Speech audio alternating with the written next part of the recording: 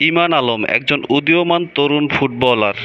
মাত্র ২০ বছর বয়সে তার খেলার ধরন দেখিয়ে জয় করে নিয়েছেন বাংলাদেশের কোটি ফুটবল প্রেমীদের মন। তাকে কিনা বলা হয় বাংলাদেশের নেইমার। এই উপাধি তাকে ভালোবেসে দেয়া হয়নি। তার খেলার style, game sense, position sense এবং ড্রিবলিং দেখেই তাকে নেইমার আখ্যা দেয়া হয়েছে। তবে হতাশার খবর এই যে তিনি বাংলাদেশের হয়ে খেলছেন না।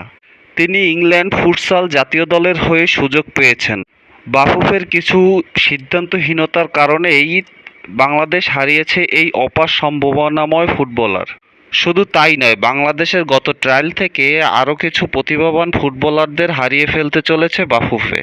হামজা, সমিতদের আগমনে বাংলাদেশ ফুটবলে যে নতুন জাগরণের সৃষ্টি হয়েছিল তা বাফুফের কিছু ভুল সিদ্ধান্তের কারণে দিনে দিনে হারিয়ে যেতে চলেছে। তার উপরে সিন্ডিকেটের কালো থাবা তো রয়েছে।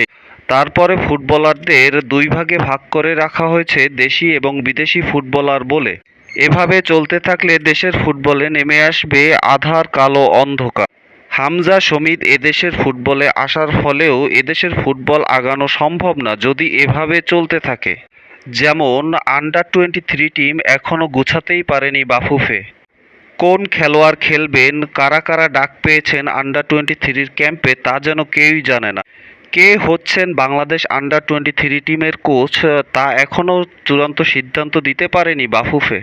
অন্যদিকে বাংলাদেশের বিপক্ষে এশিয়া কাপ ইউ-23 কোয়ালিফাইড ম্যাচে যারা খেলবে তারা নিজেদেরকে বাছাই পর্বের ম্যাচ খেলে নিজেদেরকে তৈরি করে নিচ্ছে। বাফুফের কাছে এদেশের ফুটবল প্রেমীদের একটাই চাওয়া, যাতে তারা দেশি এবং বিদেশি ফুটবলারদের এক চোখে দেখে এবং গত ট্রায়াল থেকে যারা আন্ডার-23 টিমে চান্স পেয়েছে, ক্যাম্পে চান্স পেয়েছে, সুযোগ পেয়েছে, তাদের পাসপোর্ট এবং বিমান টিকিটের ব্যবস্থা করে দেয়।